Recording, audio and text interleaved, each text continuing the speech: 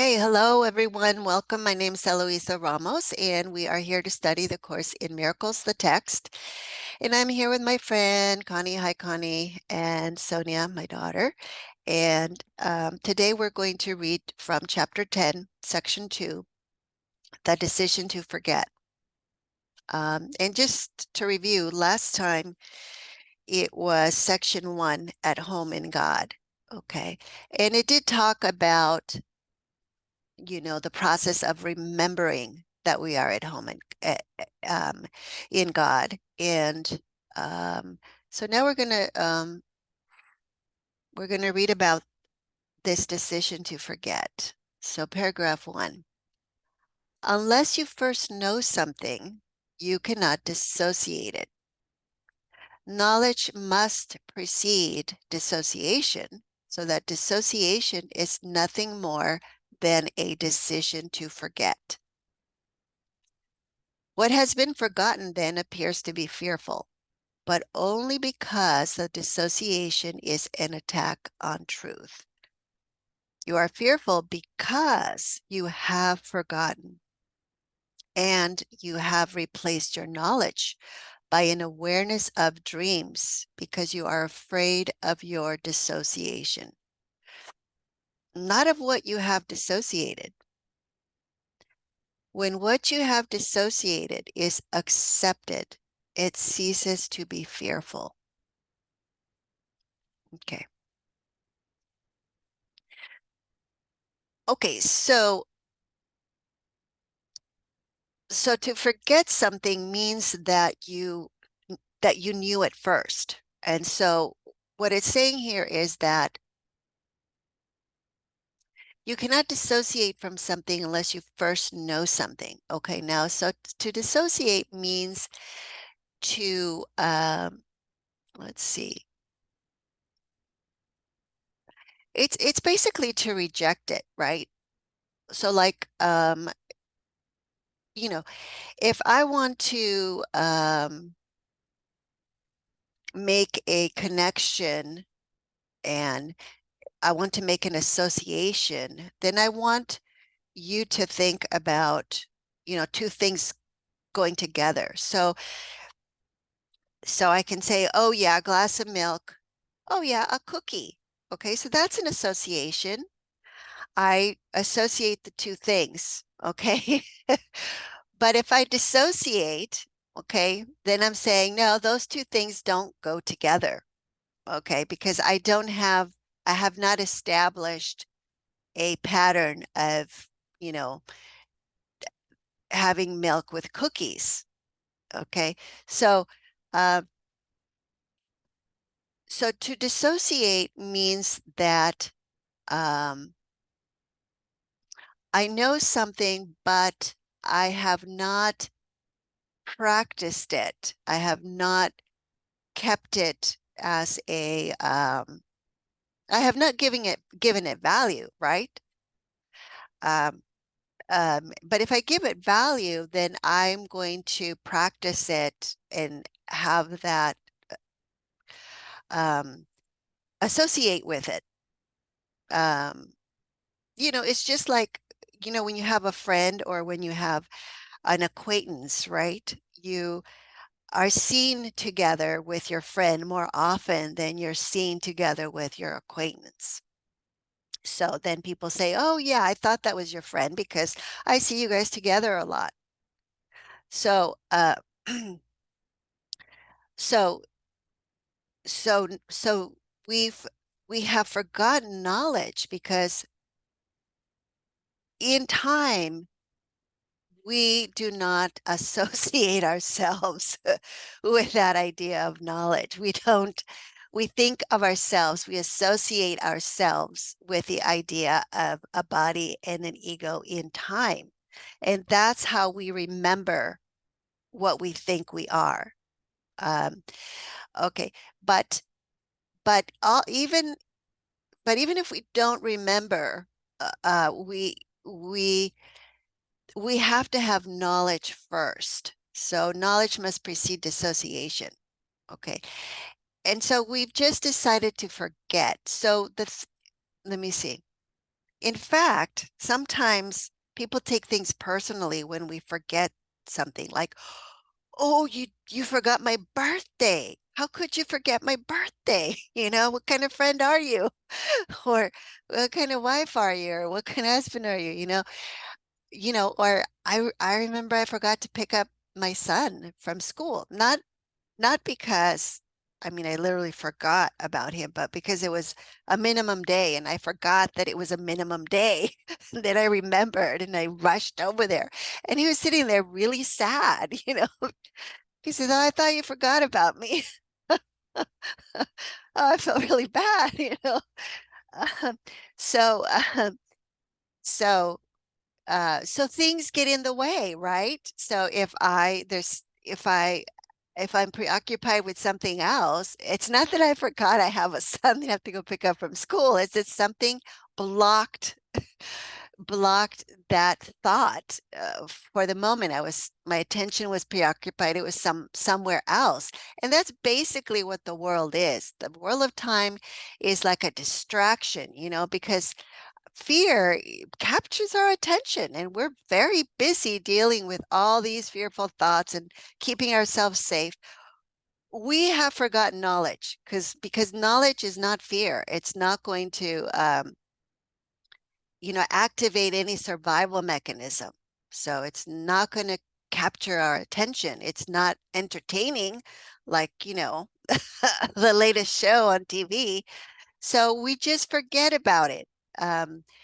Okay, so what happens now, it says line 3, what has been forgotten then appears to be fearful.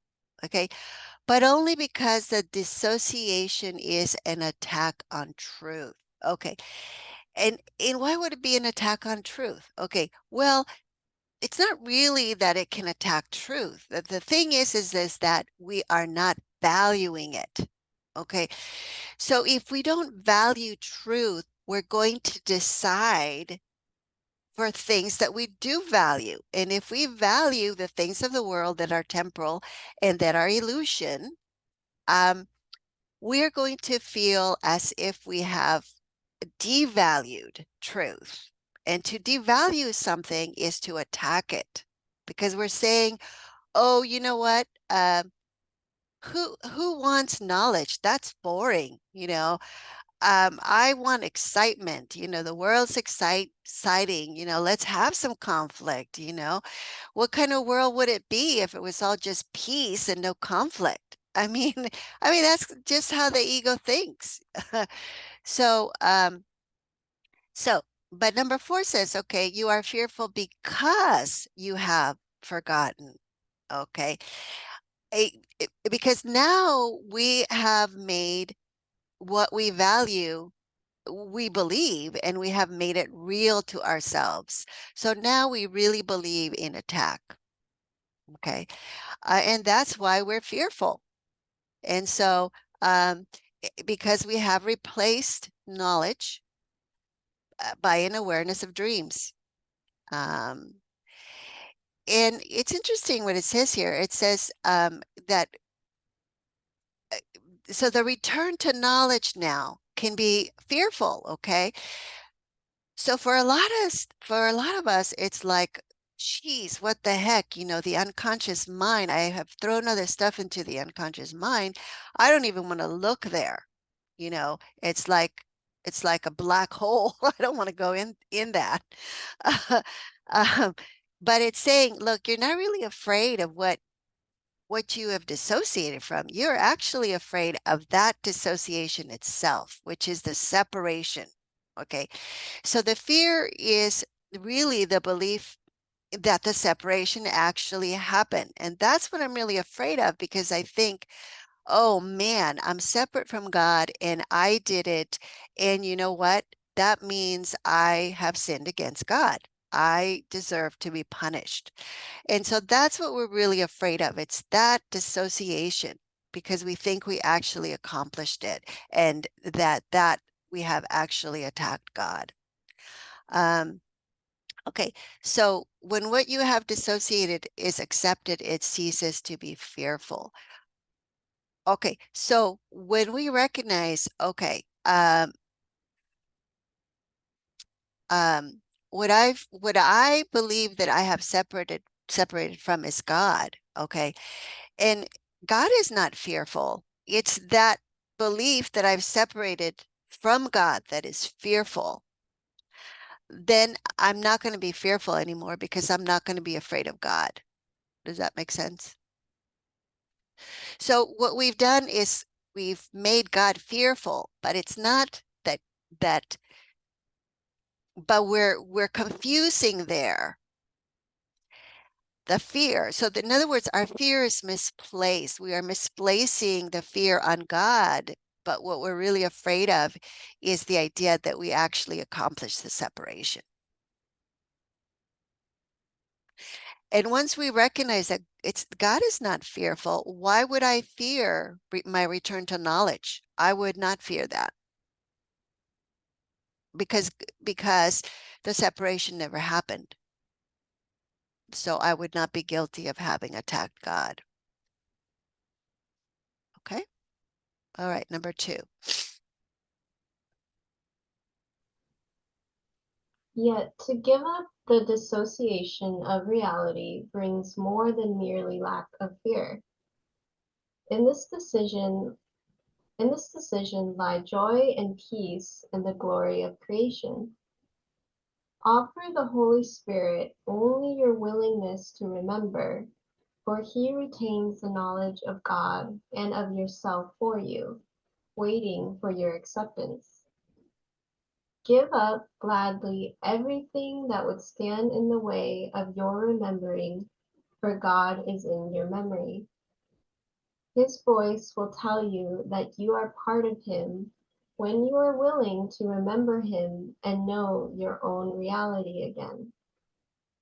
Let nothing in this world delay your remembering of him, for in this remembering is the knowledge of yourself.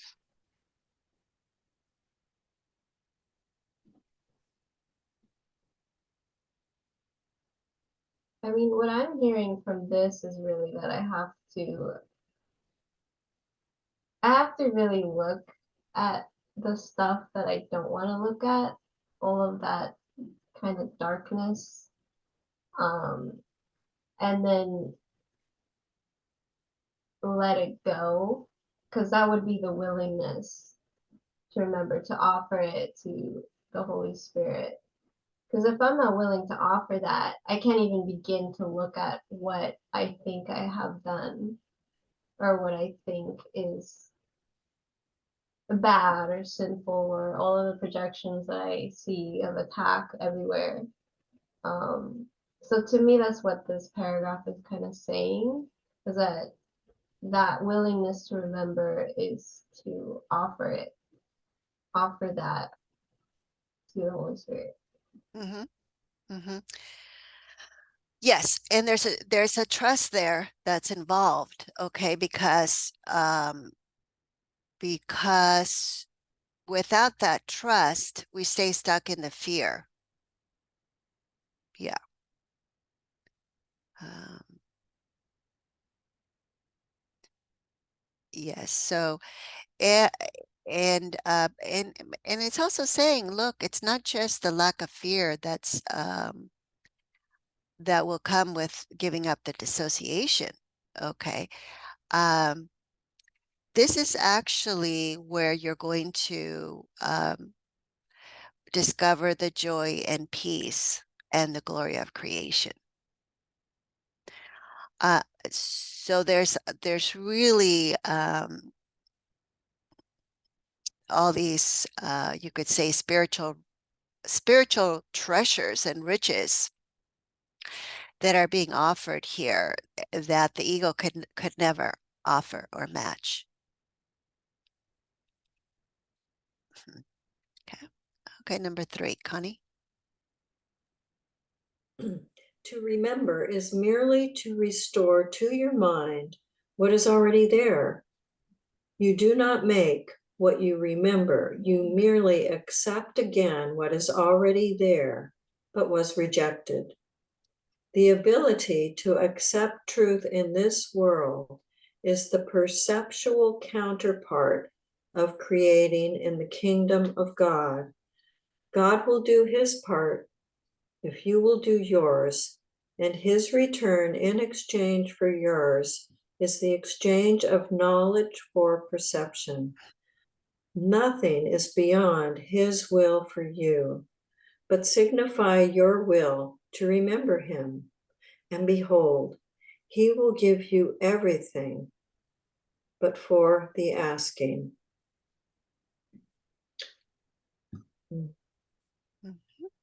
Yeah. So it's pretty clear. This is pretty clear. You do not make what you remember. Okay. You merely accept again what is already there, but was rejected. So ultimately, it's a matter of valuing. Um, and realizing that there's no benefit in the world of separation. You know, what the ego thought system provides is seems to be valuable, but it's not, because it doesn't last, no matter how quote unquote good or pleasurable or special something is. You have to devote a lot of effort and time to, make it last, or to protect it, or, all of that. So, um, yeah. So remember, I think it was remember in the beginning of the book, maybe it was in chapter 2, where it says that we exchanged perception for knowledge. So the mind became a perceiver. Well, here it's saying, if you will do your part, okay, to remember, uh, yes, God will exchange for yours is the exchange of knowledge.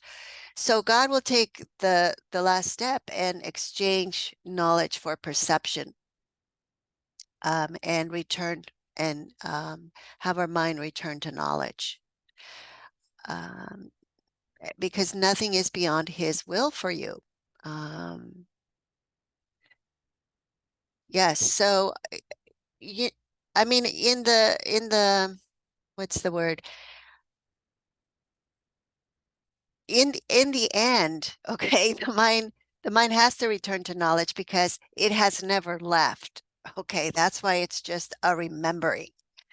So sooner or later, all the minds, as one mind, will remember and will return to knowledge. But it is the individual, it's the belief in the individual self as an individual mind that has to decide that it's time to be able to contribute to the return, of the one mind, because it's never been anything other than one mind. But the belief in separation is a belief that says, oh no, we each have a private mind, so we each have to do our own spiritual work for that reason. But basically it's all over and done with, because the Christ mind has already remembered knowledge.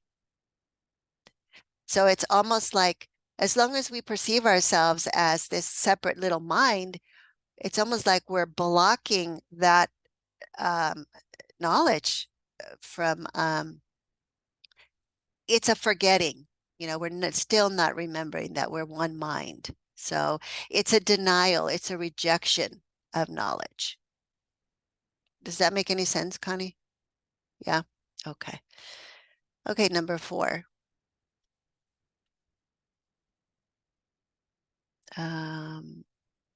Is it my turn? Yeah. When you attack, you are denying yourself. You are specifically teaching yourself that you are not what you are. Your denial of reality precludes the acceptance of God's gift, because you have accepted something else in its place. If you understand that this is always an attack on truth, and truth is God, you will realize why it is always fearful. If you further recognize that you are part of God, you will understand why it is that you always attack yourself first. Okay, all right. So when you attack, you are denying yourself. Okay, so to attack is to believe that I am separate and I must be a body because I'm believing that I can assault I can assault others. And by believing that I am a body, I am making myself little. I am denying the grandeur of God. Remember, there was a section on grandiosity and grandeur. So I'm accepting the grandiosity of the ego, but I'm denying the grandeur of God, and that's denying myself.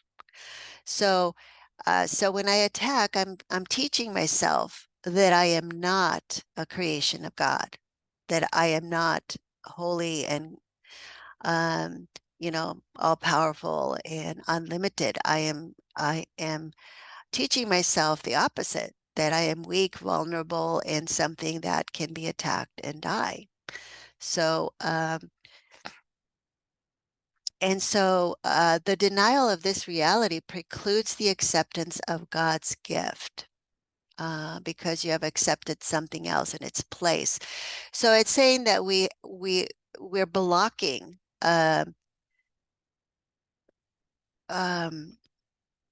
that it's like closing ourselves from receiving everything that's unlimited, eternal. Um, we're blocking the grandeur of God from receiving that because we have accepted something else in its place and something that's not real. It's a fantasy. So that means that the mind is not in its right mind because we're giving value to illusion rather than to reality. Um, and that's why it's an attack on truth, because it's a devaluing what is infinitely valuable. And to believe that we can actually do that is very fearful, because it would mean that somehow we have usurped the power of God, and that we are therefore greater than God, and that we've accomplished the impossible, and that now we've made God into an enemy, and that God can come and attack us, because if we're a body, then we're subject to death and pain and all of that, and we'll believe that it's punishment from God and things like that. Um, so but if we recognize that we're a part of God, we will recognize that we are not separate from God. And therefore, to believe that I can attack God means that I believe that I can attack myself. Because um, um, because we're not separate. So and of course that's not possible, but we can believe that, and um, and imagine that it's possible. So, and then make that real to ourselves. Okay, number 5. All attack is self-attack. It cannot be anything else. Arising from your own decision not to be what you are, it is an attack on your identification. Attack is thus the way in which your identification is lost, because when you attack, you must have forgotten what you are. And if your reality is God's, when you attack, you are not remembering him. This is not because he is gone, but because you are actively choosing not to remember him.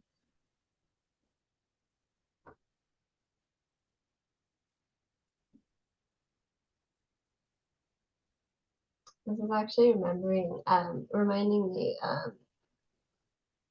I think I'm starting to kind of get that all attack is just self-attack, because I was watching the Grammys yesterday, and it was really interesting because for the first time I was able to watch it and not like judge like the crazy, seemingly crazy like performances or like what people were saying or the songs. And usually I always do, like there's always judgments just firing off in my head, like, oh my God, that's such a weird like dress, or like that's he's saying some really crazy stuff, what's that dude doing?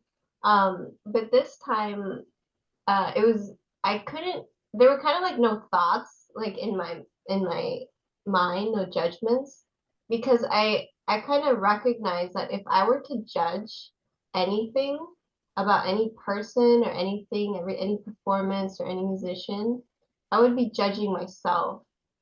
Um, and I didn't want to do that. um, so it was really interesting just watching them and having no like judgments for the first time kind of happen. It was really interesting because that's not usually what happens when I watch stuff like that. Mhm. Um Yeah, Connie? yeah. Hmm. That's cool you say that. We had that same experience in that we were just really enjoying all the differences and things. Yeah. And noticing just the whole event, it seemed so inclusive, more so than ever this year, of just however people wanted to be sexually, fashion, whatever. And the music, Hmm. yeah, that's interesting you say that too. So very Yeah. good. Yeah, maybe we had the same experience. Yeah. Yeah, or maybe it is shifting in the world to being more, the world we're seeing more inclusionary in some ways, especially with the arts. Well, maybe it's our mind, Connie. Maybe Yeah, your mind is becoming more inclusive and now it's being reflected back to you. I knew you would Yeah. say that. And that's part of it. And I do hope that people are shifting more in that direction. Yeah, Yeah. yeah, because the world is going to reflect back our thinking, Hmm. you see. Mhm. So what you're noticing is the shift in your own mind, right? Because it's a mirror. The world is just a mirror. So that's good. That's good that you're And it seeing. feels good, huh, Sonia? I mean, just to not be caught up in all that judging, like you Oh said. yeah.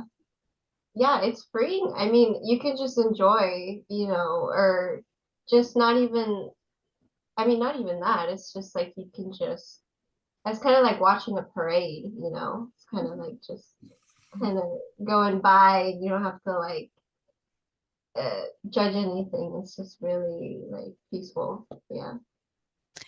Yeah, you don't have to take sides or invest, you know, your energy in one position or another, one viewpoint or another.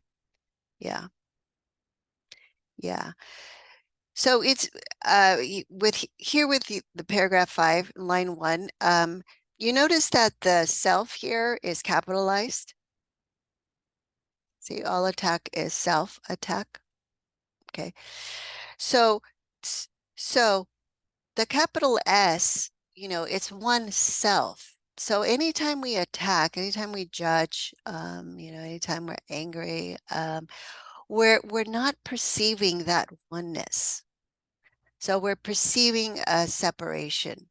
Um, and so it's a forgetting of the truth of just being that one self.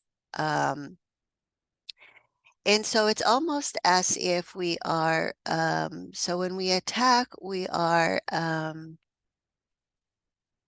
belittling or making ourselves into something that we're not. We're forgetting the truth about what we really are, one whole self, one son of God. Um, yeah, see number 3, arising from your own decision not to be what you are. it is an attack on your identification. Um,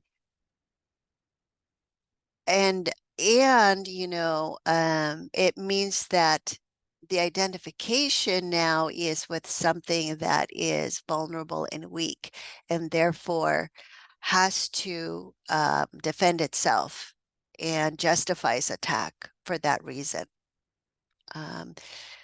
So the thing I found myself when I was watching the Grammys was that I did catch myself judging something. And then I realized, man, you know, I feel really tired. So right off the bat, I sensed the shift in um and then or maybe I wasn't even aware that I judged until I noticed the shift in how tired I was feeling. And then I started looking at that and I'm like, wow, how did that shift there? But I caught the shift there, feeling tired, and then I realized, oh yes, I was judging what they said, you know. So then I let that guy release that. And then I felt better. So it's really a self-attack because um it shifts our whole it's a shift in identification, but it comes through as really not feeling good. It doesn't feel good when we attack. And so it's only ourselves that we're attacking because we're the ones that have to deal with the results of that. Yeah, the effects of that. So yeah, anyway. Number 6. If you realized the complete havoc this makes of your peace of mind, you could not make such an insane decision. You make it only because you still believe it can get you something you want. It follows then that you want something other than peace of mind, but you have not considered what it must be. Yet the logical outcome of your decision is perfectly clear if you will only look at it. By deciding against your reality, you have made yourself vigilant against God and his kingdom. And it is this vigilance that makes you afraid to remember him.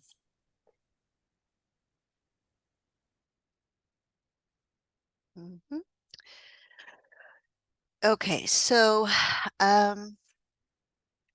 yeah, the peace of mind. So if you realize the complete havoc this makes on your peace of mind, you could not make such an insane decision. Yes, and somewhere in the course it says that health is inner peace. So it's not just, let's see, there's a real incentive here to be vigilant, um, for the thoughts of God, um, because inner peace is health. And that's what I was noticing yesterday, when I made that judgment, is that, oh man, I wasn't feeling good anymore, health-wise, because I was feeling really tired. So, um, and and therefore it is an insane decision because it is, you could say it's you could label it self-sabotage. Because we're not actually attacking anyone other than ourselves. Um, and we number 2, you make it only because you still believe it can get you something you want. So there's always the belief that somehow there's a gain or there's a benefit. And that's why we have such a hard time giving up judgment, giving up attack thoughts. And once we really look at it and realize, oh man, there's what kind of benefit is this? I mean, I'm criticizing someone that's an image on TV. Give me a break. They can't even hear what I'm saying. And now I'm reaping the effects of that by feeling crappy, So, um, once that becomes really clear, I think that we have a much bigger incentive to try to make an effort to catch myself, and not go there, to just not, um, yeah, not go into the judging and all of that. So, yes. So let's see. Yeah, so the logical outcome of your decision is perfectly clear if you will only look at it. And so when we look at it, we see that by deciding against our reality, we have actually made ourselves vigilant against God and his kingdom. We are actually blocking or believing we can oppose our highest good. Um, um, And it is because of this that we're afraid to remember God, because we actually believe that we have that kind of a power to oppose or to block or to attack God, which we don't. Okay, but we do believe that we do. Um, and that's where the fear is coming from. So, okay, let's see. Yeah, so number three, it follows then that you want something other than peace of mind, okay? And you have not considered what it must be.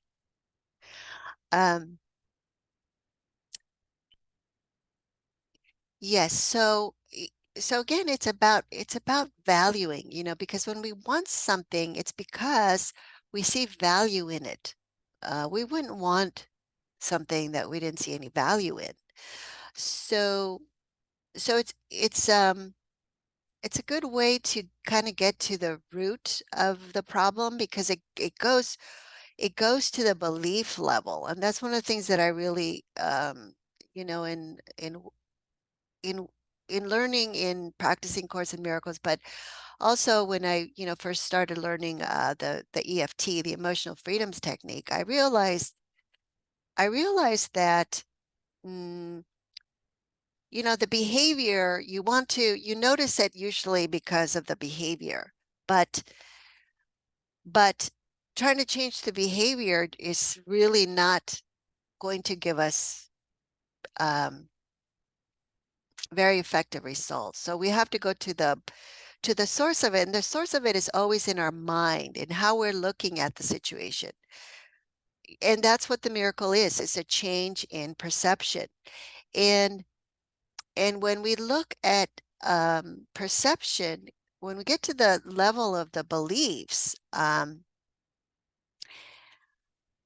if we can let go of those beliefs, we are literally letting go of all the problems that come from that, which show up at the behavioral level.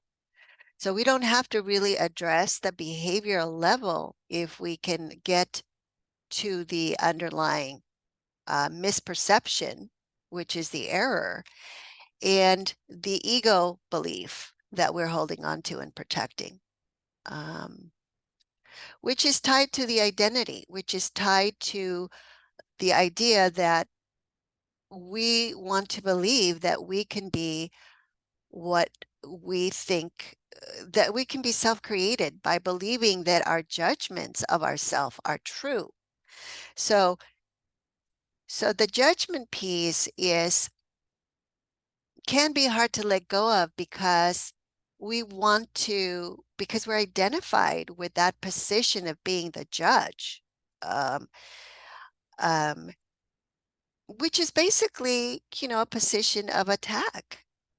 And for people who think that their bodies and that they have to defend themselves or be attacked, and defense is really just attack. um, um, we have to look at the survival stuff that comes with believing that we are something perishable that can die and is not eternal. So Yeah.